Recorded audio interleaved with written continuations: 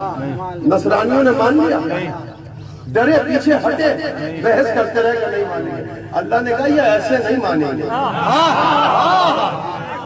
یہ ایسے نہیں مانیں گے۔ تو لاکھ قرآن لے جا، تو لاکھ ان کے سامنے اپنی رسالت پیش کرتا رہے، تو لاکھ ان کے سامنے میری توحید کے چلے پیش کرتا رہے، میری دلیلیں دیتا رہے، یہ مجھے نہیں مانیں گے۔ جب تک نہیں مانیں گے، جب تک تو اہل بیت کو نہ لے جا، علی کو نہ لے جا، اب بھی نہیں سمجھ رہا زمانہ کہ یہ ہم علم کیوں نکالتے ہیں، ذوالجناح کیوں نکالتے ہیں، علی علی کیوں کرتے ہیں؟ اگر پیغمبر علی علی نہ کرتے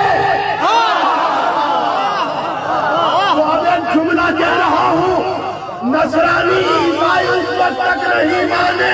جب تک علی نہ آ گئے، فاطمہ نہ آ گئی، حسن نہ آ گئے، حسین نہ آ گئے۔ اب ایک جملہ کہوں، ہم علی کا ذکر، فاطمہ کا ذکر، حسن کا ذکر، حسین کا ذکر کر کر توحید کو منوانا چاہتے ہیں، توحید کو پچھلوا چاہتے ہیں، جو ان کے وجود کے بعد بھی